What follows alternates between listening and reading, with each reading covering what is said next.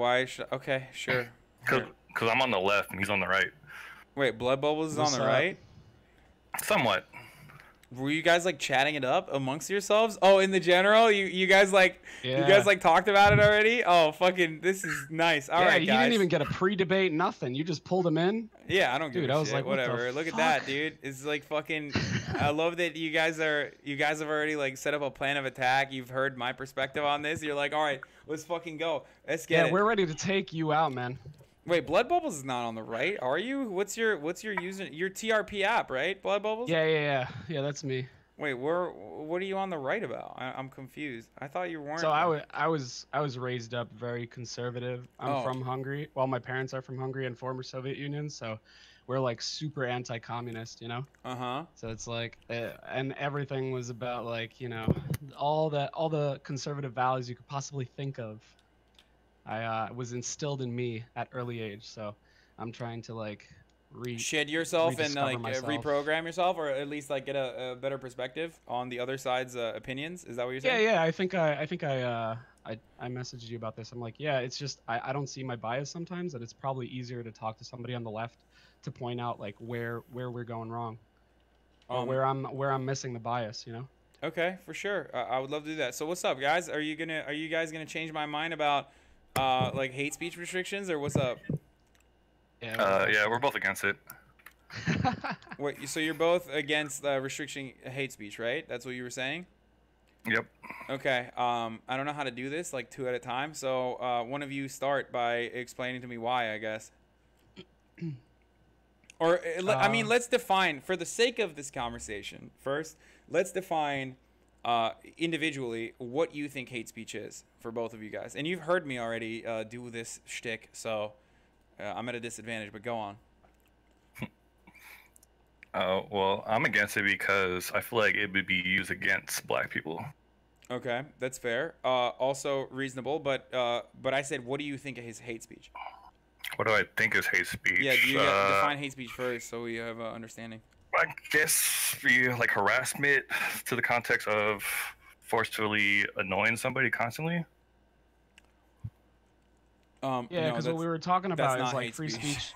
Free speech kind of like envelopes hate speech, right? So like if you have freedom of speech, you also have you also allow for hate speech, or at least it's a subsection of free speech, right? So it's like you know, someone saying something hateful, right, is obviously against like a race, then that's obviously hate speech. But it's like it gets murky where you can define hate speech as anything that kind of affects someone disproportionate or like mentally or something. So if you're so like the common debate is that like it does free speech harm people, and to some degree it kind of does, right? Like if you say something and somebody mentally breaks down and you're constantly badgering a simple the same thing and kind of like degrading them, then obviously you're hurting them in some psychological way, right? But then there's also like a line for like actual hate speech, like when are you crossing that harassment boundary, right? Like when are you making someone feel like shit so bad? So let's just get into it really quickly, and let's like actually define what hate speech is, right? So before we, because Nave was not correct at all, and you kind of like got near the actual definition of what hate speech is, but so it's technically just anything that is a verbal attack, anything that can be considered a verbal attack against a protected class of individuals about something that they cannot change about themselves, right? So that is the most layman definition I can give you as far as as far as hate speech goes, right? And obviously there's like leniency towards like what you say. Like if I say Irish people drink a lot of alcohol, or like Irish people are all drunks, something like that would technically fall under the so that even though that like falls under the category of, or falls under the category of what I was referencing, that doesn't necessarily mean that it's hate speech. Like no one would be like, oh fuck you, dude, like you know what I mean? It could be, right? Somebody could totally break down over like classifying someone at some scale, like they're like them being black or something, or like totally degrading someone just because of the characteristics of their of themselves, right? Or traits of themselves, right? So legal interpret like of course there's room for interpretation with any legislation that you put in place, of course, right? So, man, as an Irish individual, the Irish drink a lot meme is real tired. See, like, what I was trying to say is, just because there is room for interpretation doesn't necessarily mean that like the law is going to be applied that way. That was my point. That was the perspective I was trying to give you. But I don't think we should apply laws to then, free speech at all. No, but we already have laws that are applied to freedom of speech. Like there are already restrictions set in place, right? Incitement of a violent action or incitement of violence in general is a legal restriction that we have placed on freedom of speech. Right? Would you not agree with that? I don't agree with it. Like I agree that it's in principle that's what it is. Like that's in the law, but I don't agree that's necessarily the position we need. Like, come on, there are people that said. Wait, so you want to roll back like you want to roll back like defamation, and you want to roll back like incitement of violence as well beyond that? Like, so you're saying that you have a problem with like the current restrictions? Harassment. It'd be considered like defamation is a consideration for harassment. It's not really like because you defame something that it's illegal. It's because you're hurting, you're physically. I mean, you're causing some kind of mental distress to somebody, right? It's not just mental distress; it's material damage as well. In harassment, actually, you would probably have to. Okay, then you can classify it in that category, but you don't have to put that in hate speech. No, but right? you can have both of them. But you absolutely can. That was the point I was going to make. It's that you can still legally define it. Other countries have legally defined it as well, and that's what I was talking about. Like incitement of hatred is literally the way they define it in other countries, and that isn't necessarily something that I disagree with. Is my point. We already have it for defamation, and we already have it for violent acts. And no, but hate speech. No, but we just discussed. Hold on. We just discussed that hate speech is vague. So if you take that vagueness out of it, and you say, okay, we want two things. We want defamation, the destruction of incitement of violence is vague as well. Right? And exactly. Well, that's why I don't agree with the incitement of violence clause for free. So you're saying we should take that, we should roll that back as well. Like we shouldn't even have that. Well, I think we should make it more detailed, like I was explaining, right? Like you have defamation, which clearly is destruction of private property, and it's also a mental distress, right?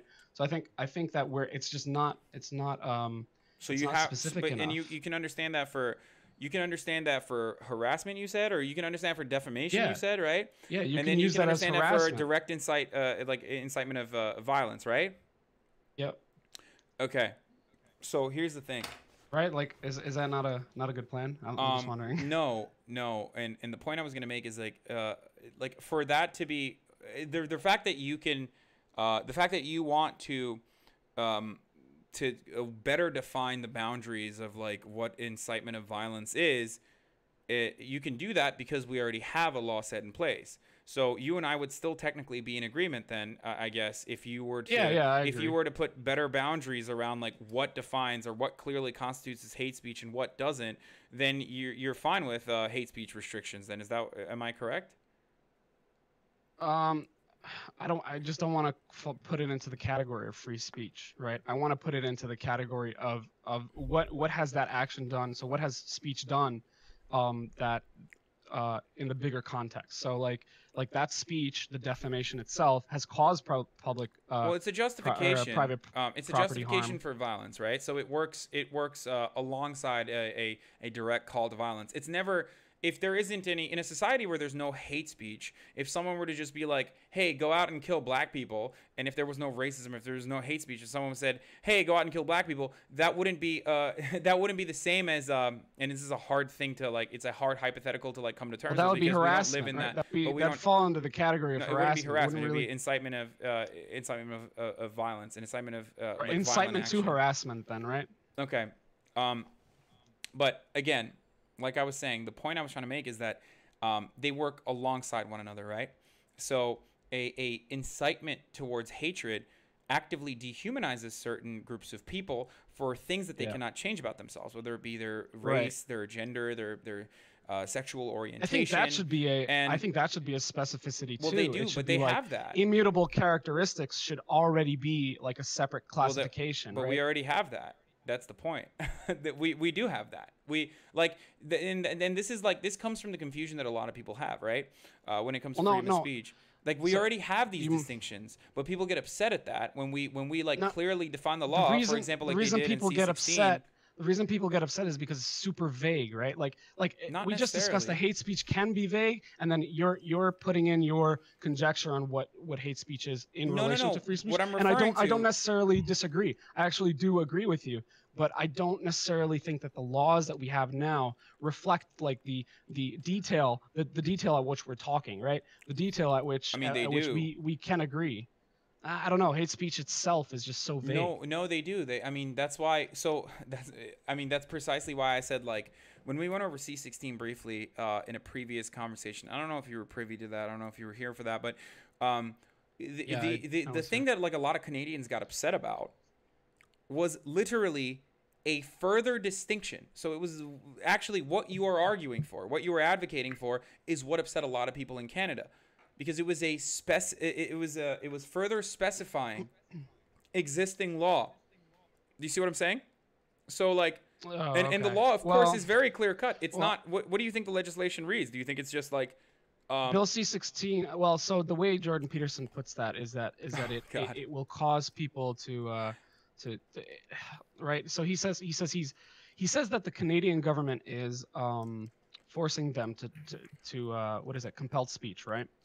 But I don't know because I haven't looked too much into the legislation. But what I would assume is that it's really just like you're not going to go to jail or something. It's more like you're going to get a fee for some kind of in hate most speech, like you're instances, saying. yes, you would get Yeah. a fine. And by the The way, problem is he's saying that do you there's know what the real world desi- consequences. do you know He's saying that because people can't express themselves in certain ways, regardless of whether it's just a fee or if it's actual jail or whatever, there's gonna be some real world consequences like getting kicked out of a university. That's just the point that he was making, I Well, think. first of all, you can still get kicked out of a university for hate speech in Canada. I just so you know, like that law already exists. That law has I'm existed sure you could do that. even That's before, the same and in you the can United States, right? still do In that in universities. certain universities in the United States as well. Yeah, right, I'm not right. exactly sure on like any specific like legal precedent. I can't like pull that out of my ass really quickly, but I'm fairly certain that most universities, especially private universities, absolutely have a code of conduct that you need to follow Yeah, as a yeah. student, and that's understandable. And do you know why that's understandable? Because hate speech is not productive discourse. Hate speech actively dehumanizes people, and Well, it's like it can be just it can be productive I, discourse, especially if you can own Richard Spencer. That would be awesome. But you no, know what I well, mean? no, no, no, for sure, for sure. And like I don't personally have issue, or like there is a line that I draw as far as like who I debate, right? Like, and I've told you that before, but um, the hold on, guys. I'm like reading what the comments are saying, and it's like fucking my train of thought. But Yeah, there's take a your line time, bud. there's a line I personally draw with like who I would actually platform or who I would talk to, and usually it has a lot to do with like how many people already follow them. Like, is it going to be productive in the sense that like will I be able to change some of his followers' minds? You know what I mean? Because like if it's Right. someone that's like super, if it's someone that's insignificant or tiny, like JF for example, who's like a fucking race realist dude from Canada, Oh like God, I yeah, don't I want to. know. I'm not gonna have a fucking conversation with him because like why the fuck would I have a conversation with him where he's like it's not something that I'm like super well versed on. This is literally his fucking field. Yeah, He has and he spent his substantiates entire everything with and biology. Like he says that exactly his opinions are like it's yeah indicative of the biological agenda yeah that he's pushing. So yeah. So why would it's like I don't know. yeah, why would I like fucking have a conversation? Why would I have a conversation with someone like that? JF has a bigger audience than you, though. Well, Here we because go. he We sees already it have. from a lens, you know, I've noticed this from just interacting with different types of people, and I'm talking about engineers, biologists, and stuff like they have a specific agenda or they have a specific lens that they view things from, and I think JF has like fallen trap to that, you know. Dude, JF hangs out with Richard Spencer. Like, there's no, Oh, I there, know it's that's fairly just obvious what his disgusting. fucking agenda is. Like, I'm not interested in having a conversation with someone who's like, I'm Yeah, actually you're a right. biologist, but I also like to hang out with fucking Richard Spencer. Like, I'm not gonna fucking. Why would I do that? Like, why would I? Why would I ever? Yeah. Have a conversation with someone like that. They can, and It's if they not want to, productive. they can say like, "Oh, you're afraid of me. You think my opinions are right. Whatever." All they fucking want, all day and all night. It doesn't give. It doesn't matter. Like I don't care. It's insignificant. But if someone is genuinely damaging, like Tommy Lauren, for example, a lot of people were upset at me for doing Tommy Lauren videos. They're like, "Why are you fucking covering Tommy Lauren?" Well, it's because she has millions of people are actively listening to what she has to say, and they're literally fucking sharing those videos. In the end of the day, that is damaging because a lot of people actually believe what the fuck she's saying. You know what I mean? So Yeah, someone she has talks to at a very superficial level, so it like gets to a base like exactly primitive like so thought someone has pattern. to counter that. If Yeah, I agree. JF's perspective was to reach like mainstream levels, similar to like Tommy Lauren, of course I would do. I would find it.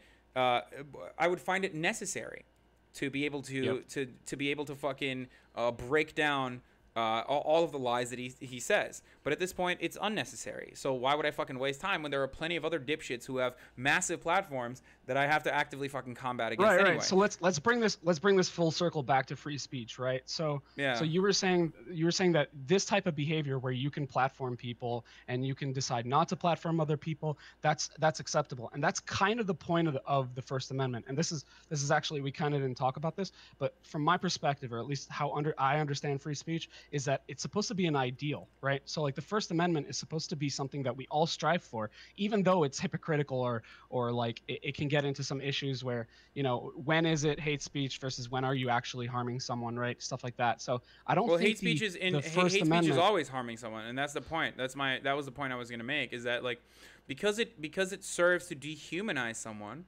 because it serves to dehumanize like an entire group of people. When you're categorizing them and dehumanizing them in a damaging way, hate speech actually ends up hurting people beyond just like the immediate material beyond the immediate psychological or material impact.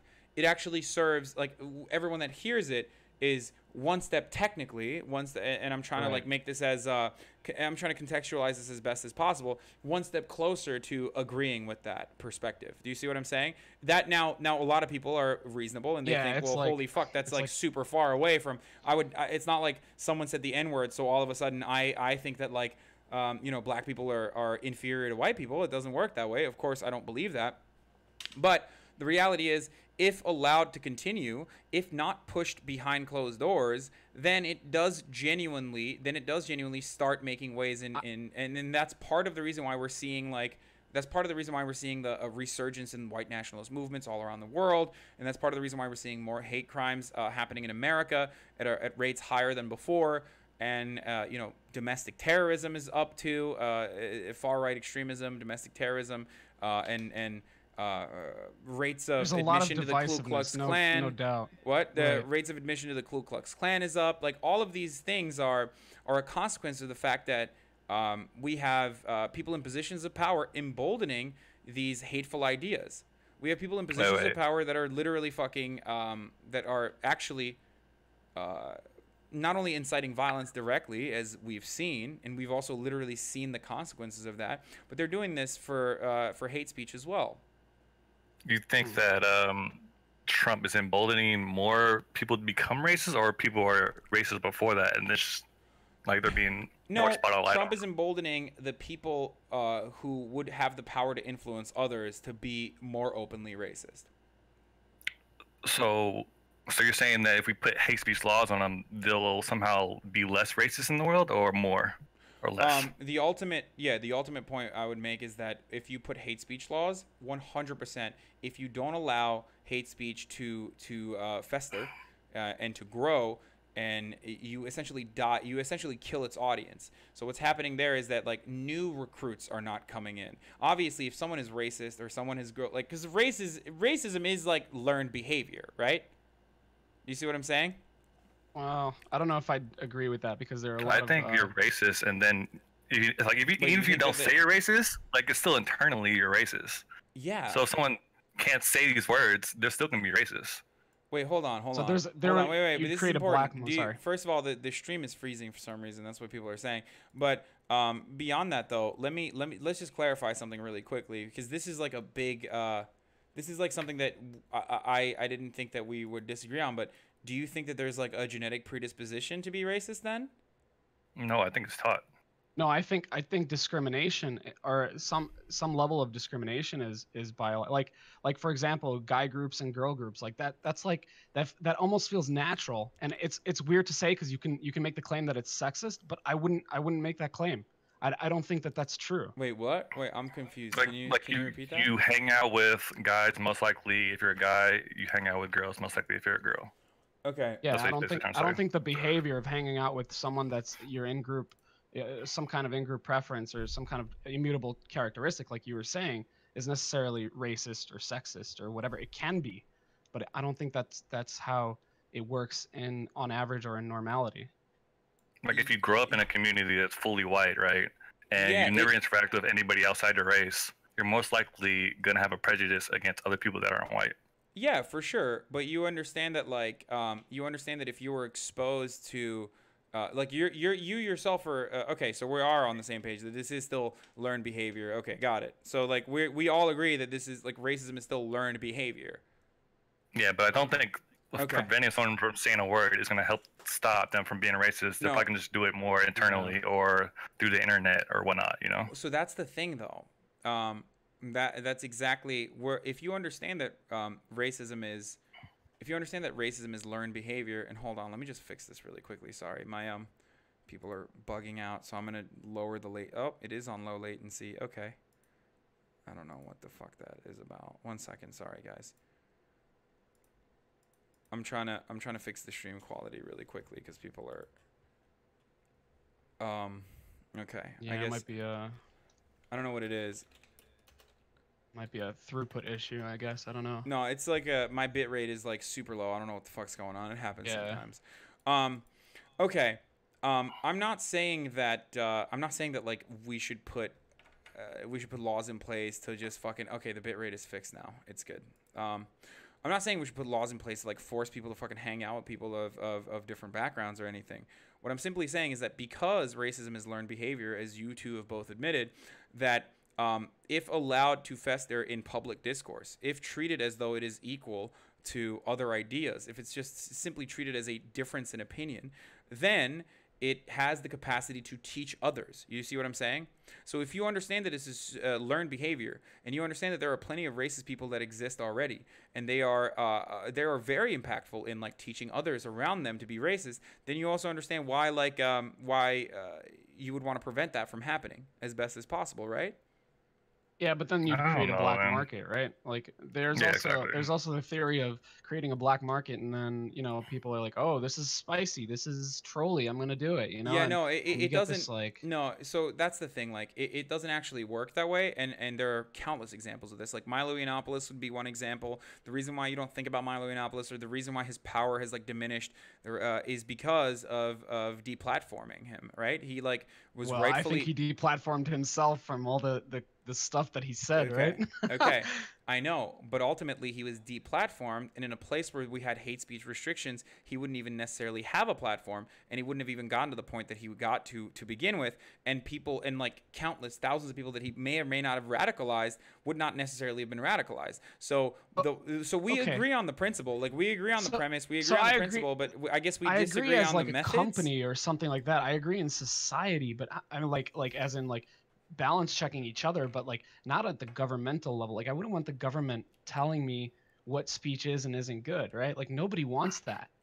I'd rather have someone tell me that he's racist rather than him have it internally and then just like use it later, like in some sort of weird fashion. So that's what I'm saying. Like, internalizing racism is not something you can like. You can't brainwash people. You can't like fucking change their minds. If they have racist beliefs, then they're gonna fucking have racist beliefs. Like, and if they're racist, they'll fucking tell you. You know what I mean? Or you'll be able to figure out that they're racist when you're having a personal conversation. What we're simply talking about here is like platforming or deplatforming people. Yeah, but Specifically that's a company thing, right? That's a business decision. Well, or that's not only is it a business decision, but it also exists in like, just because something is a business decision, we live in private tyranny regardless, right? So like corporations corporations do whatever the fuck they want right now, and they exercise on that they exercise on that freedom to be as tyrannical as they want to. In most facets of our life. So what I mean by that is like this already exists. But there's still a profit motive, right? So like if it's profitable to be racist, like it was in Milo Yiannopoulos' case, plenty of corporations still backed him all the way up until they could not anymore because of the overwhelming amount of information that showed that he was not someone that you should align yourself with. But beyond that, putting the fear of God in racist people's hearts by way of legislation is not necessarily something that I'm against, But especially because the if God you're isn't gonna government, dude. They're not no, gonna no, God figure isn't that. no, no, government. not They're not. not gonna You figure know what that. I mean. I'm using it like I'm using it colloquially. I don't mean like literally fucking getting them to become like you know, Christians or whatever and like I afraid of think God. if you wanted some kind of government solution to it, I think it would be like more transparency or following it. Like for example, this is a really good way of segueing into like corporatism and stuff like that, right? Or cronyism, right? If you discover that some company is throwing toxic waste into the ocean, you'd obviously want to tally up any kind of damage that has been done and fight it, but you'd also want some kind of legislation to oversee them. So if somebody's being openly racist or somebody's being super hateful, I think we should have some kind of open transparency laws or some kind of like uh, some kind of transparency that we can all see, that we can all comment on, and we can all uh, go forward. I don't think that we should make necessarily hate speech laws like you can't say that. I don't mind that in like this in society as far as businesses and stuff, but I don't think the government should be allowed to tell us Well, what is and isn't. the business is already like 80% of your life, right? So it's like the government wouldn't necessarily be adding like an additional thing beyond that. Do you see what I'm saying? Like it's not. I mean, it already exists. Like hate speech is not permitted in the overwhelming majority of your life, and you understand that as well. So, Right, right. Well, it's more of a societal context though, not what a do you mean a political societal context. context? Like I'm being checked by my fellow community if I'm going out of line. I don't think that's the role of the government to do, you know? Yeah, it should be more of a like a social concept, less Exactly. government Yeah, owned. less of a political Like for thing. instance, Milo was on the Joe Rogan podcast, but Joe Rogan let him on that podcast. You know what I'm saying? He gave him that platform. Yeah, and it And didn't. And obviously, he still was able to spread his message, his hateful message, to millions of people, and that's precisely the point. If Milo Yiannopoulos was fearful of some form of regulation, then he wouldn't necessarily be able to fucking go on the Joe Rogan podcast well, and say the shit that he's saying. regulation insofar as transparency, I would agree. Like for example, you can't exposing anonymity, for example, or something like that. When you're openly racist, I wouldn't be against something like that. Or like naming who the racist is. I don't think that's necessarily bad. You know what I mean? So I wouldn't necessarily be like, oh, these things that you say will cause you to go to jail or will cause you to get a fine. But I do think that there should be some kind of open transparency laws for it. And also another point is with the guy with the sending the bombs to all the presidents, whatever. He worked for a company. The company knew that he was racist, but they still allowed him to work there. So Okay. essentially, So what you're saying is that like, it like doesn't work. Like you're saying that like it's not gonna stop it. additional regulation is a necessity, right? Because like our entire understanding, our entire perspective would shift with legislation. Legislation has that kind of power, right? So if you think something is normal, for example, and I'm gonna use like homosexuality for this example. Um, I don't have any. I've never had any issues with members of the LGBT community. I was fully in support. I was very supportive of obviously gay marriage and whatever. But it is undeniable that the lives, the like well-being and lives of gay people, especially, even if they're like cis white gay people, have improved Mhm. drastically in the aftermath of gay marriage passing, right?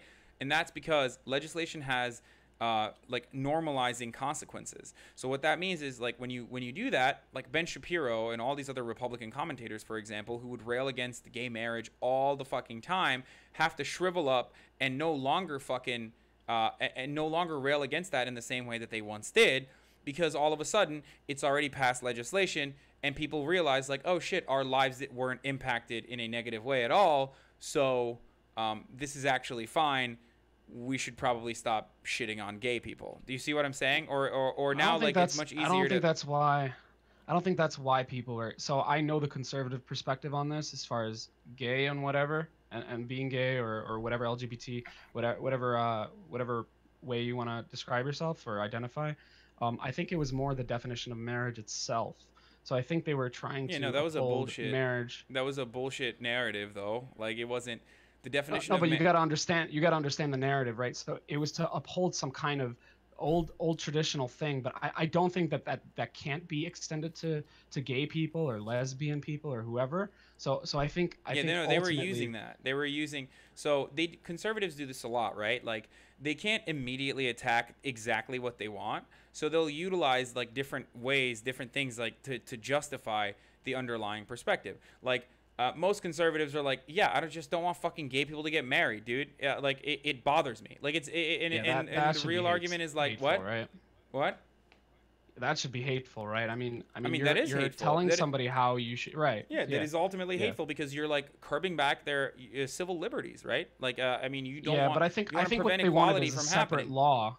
I think What? they wanted a separate law for like you know, No, like no, a people man and just a didn't want gay wife people to kind get of married. thing, and then like any other. I think it should be bimodal anyway. I think there should be two. I don't think that like polygamy works, for example. But I don't. There's not enough data to prove either way that like gay couples, for example, won't be as effective as straight couples or something like that. I don't think those narratives fit. So they kind of lost the conservatives lost the argument on that because they were trying to But uphold they some kind didn't of lose. old But school it's not because they traditional. lost the argument that this like legislation passed. This legislation passed because of activism, because of years and years of leftist activists fighting for this civil liberty for to be extended Yeah, to the members of they the had the better LGBT narrative. community.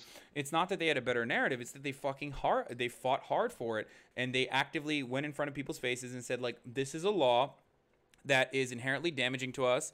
It treats us as second class citizens, and it was true, and that's how they fucking passed it. It's not like there was a debate that occurred and they like won in the marketplace of ideas, and then like all of the left, all the people on the right conceded, and they were like, hey, you know what, you're right. We no longer want to use this as a wedge issue, like we did to like rile up fucking homophobes in our base. You know what I mean? Like that's not how it works. So my Right. point though, we're moving beyond what the point I was originally making is that legislation has an effect of normalizing, right? Like it has an impact where you forcibly, in most instances, forcibly normalize good behavior and you push away bad behavior or bad ideas. Now, I mean, the Constitution itself is a form of normalized. Like without the yeah, First Amendment, we wouldn't have the culture that we can speak our mind, we can express ourselves, well, we can first of be all, we can't. racist. You know what I mean? I know, but we can't.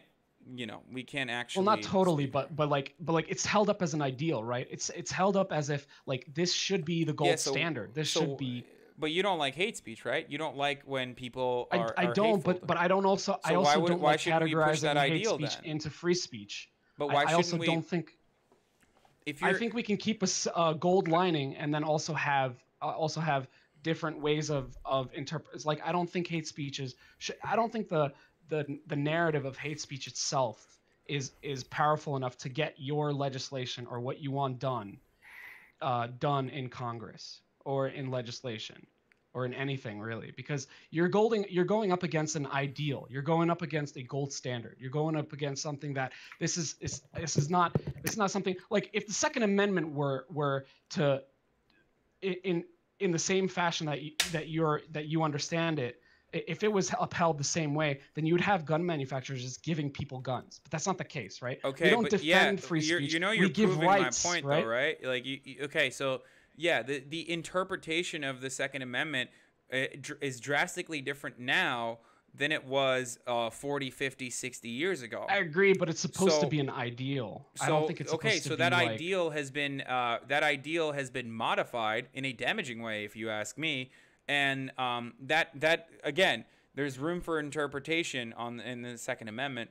We should potentially do that for the First Amendment, even though it is much more difficult for the First Amendment because the You language don't have is the much more defense clear. of the First Amendment. You just have the right to the First Amendment. So like I remember you specifically saying this example about a Nazi going into like a business. Like, why isn't the government protecting his free speech? That's not technically no, because then you can just give guns to people because of the Second Amendment. You know what I mean? It's not like you're you're defending them. It's that you have the right to do it. So you're holding at some ideal. So the Constitution really is all about interpretation and how we apply this to normality, Yeah. like you're saying. And for example, what you're talking about is exactly what Jeff Sessions did when he instituted a religious liberty task force. You understand that, right? So like again, there are No, I didn't follow up on that. yeah, you can absolutely fucking put together like different ways. You can legislate in whatever way you want. All of these laws are, in the end of the day, just fucking, you know, pieces of.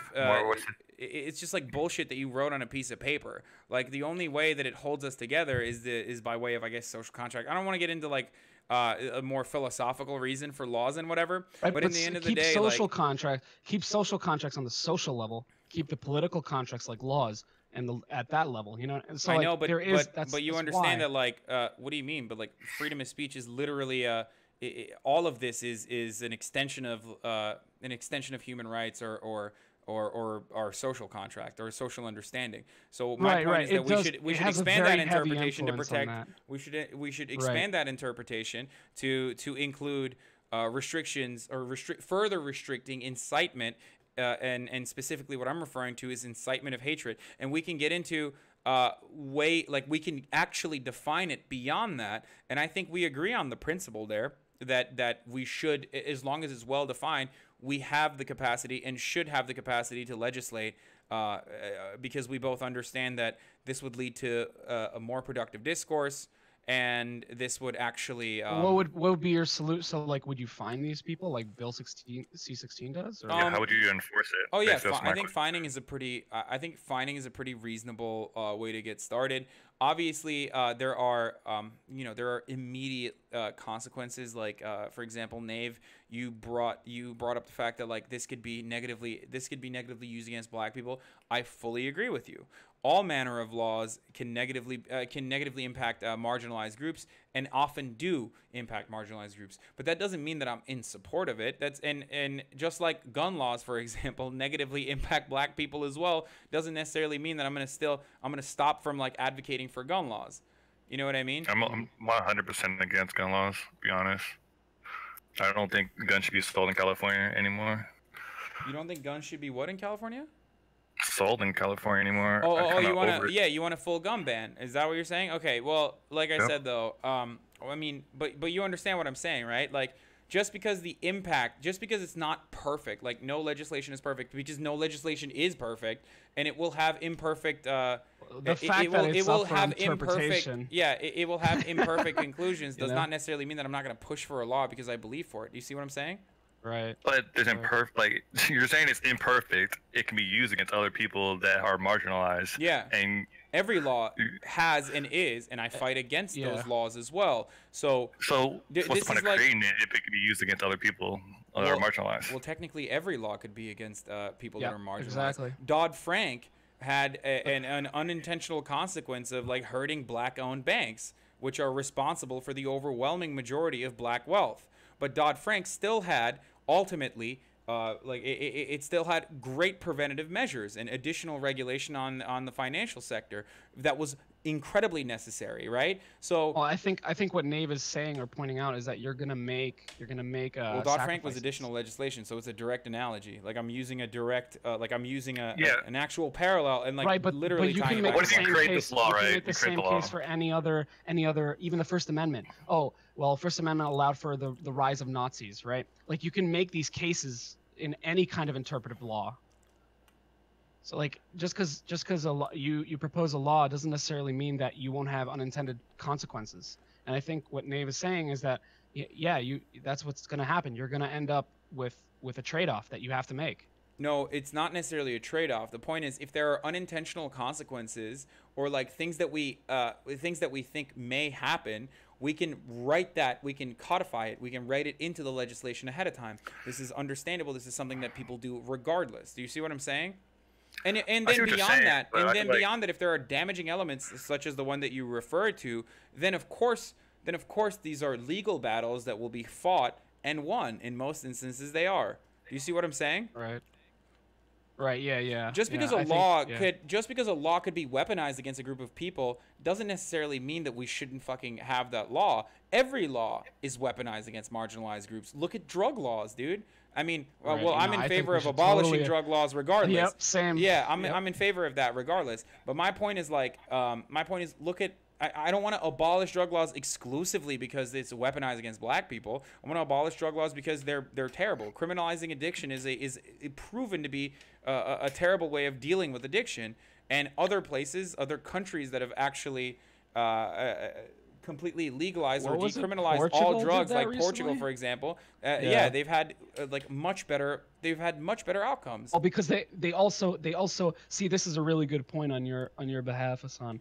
Um, they also recodified it so it's not a crime, but it's a medical condition. So it Yeah, changes. So that exactly. change of culture, that change of mindset, it really does matter. But I don't think hate speech is necessarily the right narrative or the right legislation or the right interpretation that you want in order to get what you actually want from it. Yeah, I And don't That's think why I it's that's gonna said reduce the incitement amount of of. racist people there are. That's why I said well, incitement of hatred. And also, again, yeah, I deplatforming does agree. absolutely work. That's part of the reason why, that's part of the reason why, like, Alex Jones lost access to this, like, all these massive platforms that he was kicked off of. Do you see what I'm saying?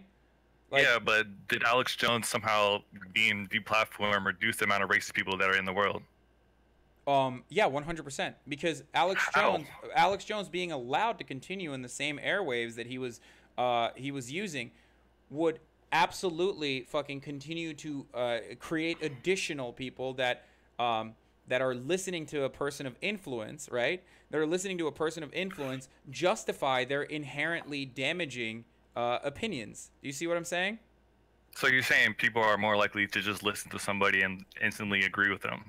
I'm saying that yes, most people Yeah, I think believe so too. everything verbatim that they hear, especially if they have especially if they're inundated with racially charged stereotypes from all aspects of culture, especially if they live in segregated communities or not necessarily in a diverse environment where they have access to like actually have a person-to-person relationship with those people with the party in question. And then beyond that, this of course festers with like all of the racist things that they hear from because we understand that it's socially learned behavior. We've all admitted that already. Yeah, I The agree. things that they learn Well, in I their also think schools and there's their a biological communities. So component it's a too. consequence of all of that. But I'm saying that the straw that breaks the camel's back in almost all instances would be someone like Alex Jones in a position of authority telling them, hey, you're not wrong for these racist opinions that you have. You're actually right. Ben Shapiro does the exact same thing. Like, he does it just in a more intellectual way. Do you see what I'm saying? But don't you think racism is more of a choice rather than like a such a logical thing? Like you choose to hate this person, you don't really like. No, you could be subverted into racism, like saying like, all Muslims are bad. You know what I mean? So you can kind of subvert But you people, still even though choose somebody like to doesn't say I want to hate this be person. Like you're choosing the words that come out of your mouth, and it's right. psychologically in your head that this person is Not a bad. lot of people have that introspection though, where they're like, oh, this is potentially racist. You know what I mean? It's more of like they're being swayed in a particular direction to think that way. Like, oh, Yeah, these groups of people it's are bad. socially learned behavior. So, Right. like I said, it's socially learned behavior. So, like, if everyone around you is not, like, for example, the kids that were sig heiling the other day, right, in Baraboo, in the Baraboo High School, like, all those kids that were sig heiling, if no one were to turn around and say, like, hey, guys, this is bad, don't fucking do this. And like, and even beyond that, if they actually were like, hey, you know what, you're gonna get suspended from school for a fucking week, or you're gonna get disciplined because of a consequence of what you're doing, which is incredibly hateful, and then teach them why it's hateful, and actually like beyond saying like this is just impolite, or beyond saying that this is just rude, if people were to sit these children down and not only Oh, so punish that's them, but then also teach them about why this is bad, then that's productive. And again, Well, hold that on, could because change that's a the really good example to what you're saying. So let's say we did codify something in law about hate speech laws, and a kid who did that out of just being trolly or whatever. Like you obviously, from what I'm hearing, you wouldn't fee him or fine him or whatever. You're saying you would want to teach him why it's bad and stuff like that, right? Well, yeah, because they're children. Like, of course, laws like juvenile laws or laws don't impact Well, an minors in the same 18-year-old way. isn't a child either, but they could be dumb as shit too, you know? No, for sure, I completely understand that. And if they're 18 years old, then like judges have the capacity to apply leniency, right? And they do that all the time. That was the point I was trying to make originally, is that like just because a law is set in place doesn't necessarily mean that like everyone is going to fucking jail, dog. That's the point I was making earlier as well, whereas like Like someone can look at an 18-year-old who has the intellectual capacity of a fucking 12-year-old, and if they're being racist, Right. a judge is not going to be like, "You're going to jail, bucko. Sorry about that. Sorry, not sorry. Fuck you." You know what I mean? Like that's not how anything Clean works. your room, bucko. Yeah, that's not how this works. It's not like and that's not how it's going to work regardless. And if it were to work that way, I would actively fight against that. But we don't know that it's going to work that way. And in most countries it doesn't work that way. It works perfectly fine. So why even bring that up? So why even assume that that's going to be the case and prevent something that could genuinely improve discourse? Is my point, I guess. Especially because there is not a single instance where hate speech would yield a productive outcome. Yeah, yeah. I mean, I agree. I just think it's the reason people are against it is because they don't want to tarnish the gold line of of free speech. Like it's held to an ideal for a reason. I don't think people want to necessarily. Well, I think that have our so laws much. have the capacity to evolve. We evolve as a society, and I think our laws should evolve Absolutely, as well. And like our law should evolve beyond that, and it's totally what do you call it? It's reasonable to just like you said, it's an ideal, right? Laws are supposed to push for an ideal that we should strive towards. So that ideal that we should strive towards is that hate speech shouldn't exist in discourse. In productive public discourse, hate speech shouldn't exist. That doesn't mean that like we shouldn't teach children about fucking Nazis or whatever. You know what I mean? Like I think your angle for what was it? Incite harassment or something? Incitement of hatred. That might actually be way better because like when you're having a discussion like with Charlie Kirk or something about this, and then he's just like, well, you just don't want free speech. It's just so stupid. You know what I mean? You're like, okay, well, it has unintended side effects, and one of the unintended side effects is incitement to harassment. So how would you handle that? And then that's how the conversation can evolve. I hate the Yeah, it's kind of a bad argument. One-off things that like you can just throw out the entire hate speech argument. Just a lot of arguments are bad on the right. It doesn't matter as long as you like appeal to the sensibilities. Like as long as you can tell a good story and appeal to like inherent biases that a lot of people might hold on to, especially as a consequence of like their social environment or as a consequence of like what they've learned is like right. From people around them, then that's all they need. They don't give a fuck about facts. They don't. I don't think like free speech is necessarily a bad bias, or like you're saying, eradicating hate speech is a bad bias. I just think the message and how you get it across is important. Pushing hate speech behind closed doors is the ultimate goal. No one is actually going to eradicate hate speech, and also no one is advocating that like the government fucking listen into people and like go to their houses, break down their doors, and fucking lock them up because they are using the N-word when they're singing along to a Vince Staples rap song. You know what I mean? Like it's not that's not how this works at all. No one is fucking doing that around the planet, and no one wants to do that around the planet. And so like I said, I feel like we all have come to a consensus. Maybe I'm incorrect, but the reason why I was using incitement of hatred is not necessarily because I think it's like a good vehicle to deliver this information to people, but that's because that's literally how the law is written, right? Incitement of hatred isn't something that I pulled out of my ass. That's literally how the law is defined in countries that have this. So, and also there is like obviously very specific applications, right? There's substantiation and application of this law beyond just like saying hate speech is bad, we should ban hate speech. You know what I mean? Like incitement of hatred has like very specific boundaries, and it is similar to defamation, the way that defamation is handled in a court of law. You're right. It is kind of like it's like mentally scarring someone or mentally damaging someone it's almost identical except in the physical realm, right? That as defamation or some kind of damaging act.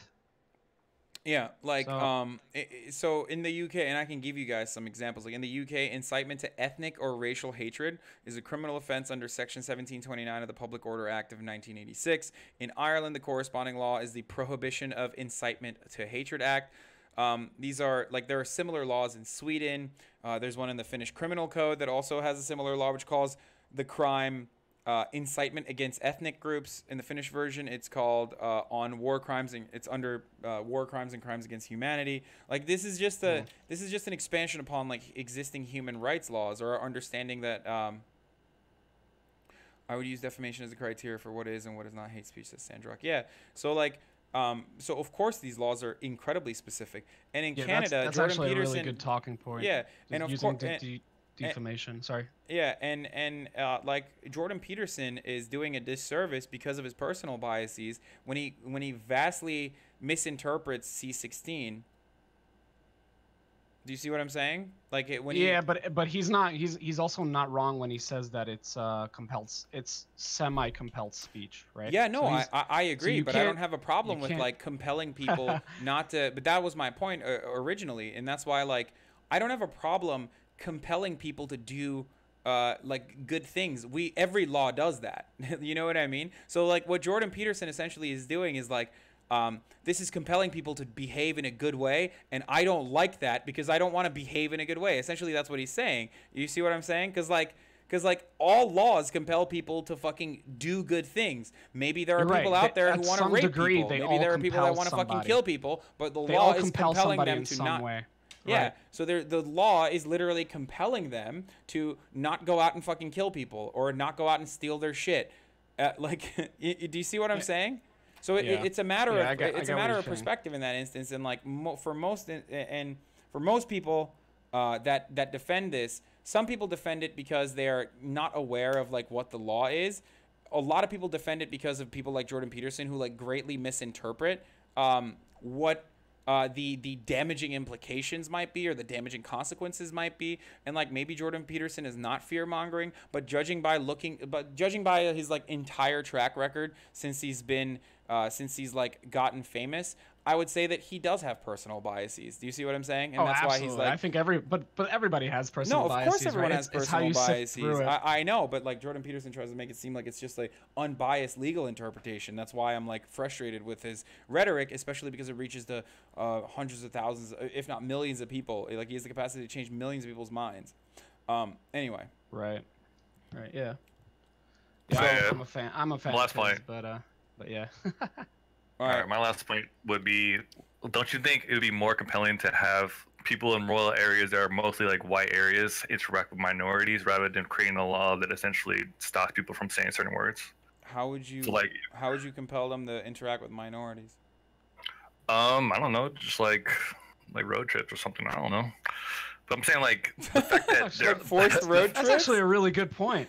That's the fact that yeah. there is so much racist in certain areas is because they're surrounded by their own race and they're not interacting with other minorities or races. You think you A can, lot of you think you can't force white people not to say the N-word, but you think you can force white people to go out and take bus trips to fucking black counties? I'm not, Like, I'm not talking about laws. I'm talking about actual social, like, well, like obviously dialogue we're talking between each about others. laws are necessary when like the social contract fails, right? Like additional laws are necessary. So the entire conversation that we're having on like whether hate speech restrictions should exist or not is because the existing lack of laws are causing a failure in holding the moral fabric of our society together. So saying That's why- more laws are better, but the war on drugs actually affected black people more than everybody else? Yeah, because the war on drugs because the intent matters. Like when you're legislating, the intent is, of course, absolutely. Well, the intent for the war on drugs was to criminalize was that they didn't need a crutch, right? They didn't like remember that famous speech, right? I'm saying more laws isn't always good. Right? But it ended up disproportionately affecting certain. No, it groups didn't of end people. up disproportionately affecting certain groups. It literally was created to disproportionately affect certain groups. That's what I'm saying. When you have No, but to give the best possible. So this is what I do during. Yeah, debates Reagan's or aid any literally kind of admitted they did it to give the stop best- black people and hold on. hippies. Like, like so it's Yeah, not, yeah, I But it agree. wasn't I just agree with Reagan, that. it was also But Bill to Clinton. give them, Yeah.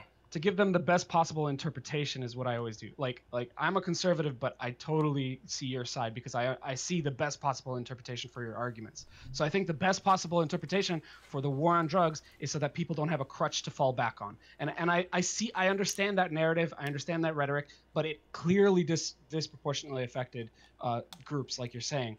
Even though there is narrative and rhetoric on specifically targeting those types of people.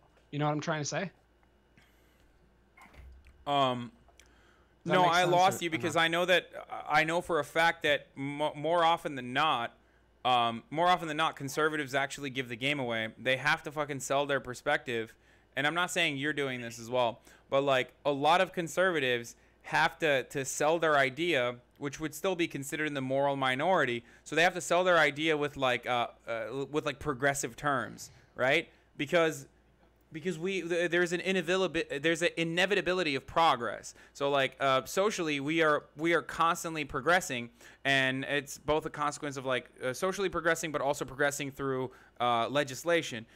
So when we like criminalize certain behavior, then we move beyond it, or like when we legalize certain behavior, we as a society grow to understand that like, oh yeah, this is actually normal and this is fine and this is good. So because of that, conservatives have to sell their perspective, even though their original reason for why they're pushing specific laws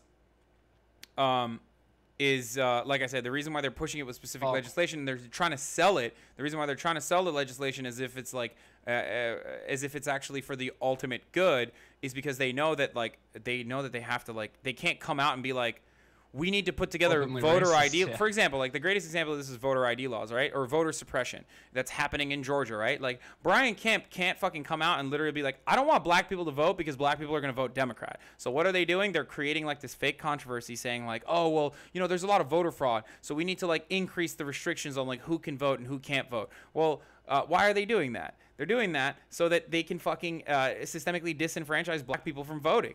But they can't say that because that's fucking literally illegal. So that's a similar way that they sell like damaging legislation that would further disenfranchise groups. So they can't say like, we want to fucking criminalize like black existence, so we're gonna just like go out and like target black communities with drugs that we sold them originally, Right, and then start locking them up. You know what I mean? They have to be like, well, we want to help the black community. This is a crutch. Like, you know, drugs are bad. Right, but the goal isn't to then just be like, oh, you're a racist because you want voter ID laws, because you're not actually attacking the argument. Yeah, that law wouldn't affect them at all. Even though you might be right in the fact that that's exactly what they're doing, right? Because they could just, oh no, we're not doing that, right? But if you speak on the higher abstract term, so for example, the war on drugs, right? My view on the war of drugs is it's not up to the government to decide what I do or what other people do with drugs. So I don't even know why they're in our business on telling us what drugs we can and well, cannot I know have. why. It's so that they can, like I said, so they can persecute poor people and black people. Right, but that's a low jab. I'm talking about a high jab, right? You'd say, well, then you're saying that, and this is why some neocons and more progressive conservatives, I guess, take the approach that no, it's actually big government telling you what to do, right? So that's a higher jab. That's like on a more abstract level. So like taking the low jab, it's just gonna help their point even more, right? So if you say, oh well, you're openly being racist because you perpetuated the war on drugs, it just doesn't add up at the same level. What do you know you what mean? I'm trying to say? Even though you might be right. And look on the bigger scale with Trump being interviewed by, I don't know who the person was, but she asked if Trump was a white nationalist or a nationalist or whatever, and then he came back and was like, "You're racist." You know what I'm saying? Like, they're gonna flip the script Just as soon as because you you're put gonna like flip the laws like script that doesn't mean through. you should stop pushing you should stop pushing for answers, or you should stop searching for the truth, though. They're always gonna Yeah, push but back. I agree. But let's say that law goes into place, right? And then 20 black people are getting arrested for hate speech, right? But no white people are getting arrested for hate speech. Aren't you gonna feel bad for that? You know what I'm saying? Yeah, I'm gonna fight against that. If that was ever to happen, I would of course fight against that. But we don't know that that's going to happen, and it's very unlikely that that would happen, especially because that doesn't happen in any other country. Do you see what I'm saying? There's not a country with like a high number of like white folk and also like a big black population that is like arresting black people. You know what I mean? But how many countries are like that in the world? I mean, there are plenty. Like They have a South Africa's one. Canada's another one. It's not like they're fucking arresting nonstop like more black people than the white people. There's huge problems in South Africa. Yeah, I think Nave's argument. Well, there's the is N more word. along the There's a lines- ban on N word France is like that too. Like you can't say the N word in South Africa. Like, what do you mean? you can't walk with your white mother either if you're Trevor Noah. Like, what do you Okay, mean? no, that's pre-apartheid, bro. Like, what do you mean? Like, Okay, but you still probably would get stared at, or people would keep internal racism towards you. You know what I'm saying? Like, the racism isn't gonna go away because you. no, I have some sort of law disagree. against That's the it. point I'm saying. Like of course tomorrow, if we were to institute some sort of law, that barred hate speech, like racists are not gonna be like, oh fuck, I'm like no longer racist, guys. We already went through this. I understand that. This is not like I guess not to be super destiny here, but like this would be fucking a nirvana fallacy. Just because it's not a perfect solution does not necessarily mean that it's not a good solution. This is a Right, good but and solution, even regardless of whether it deeper- would like perfectly eliminate racism or not. It would just push it behind closed doors and not allow it to fester and not allow it to permeate and not allow it to fucking normalize in society. That's the point I was making. Yeah. That's Well, I don't disagree with that. yeah. Okay, so, all right, so we got this. That's good, right? You guys, are you guys happy with We're- everything that you said? I We're think good. the free speech discussion is pretty well detailed. I think we did good. Yeah, I think you Yeah, guys did a okay. great job. Mr. Bushido is back. This is again like the same fucking dude. Holy shit! All right, well, thank you for coming on, guys. Hey, thanks for All right, having us, man. man. Have a nice day. All right. See you, bud.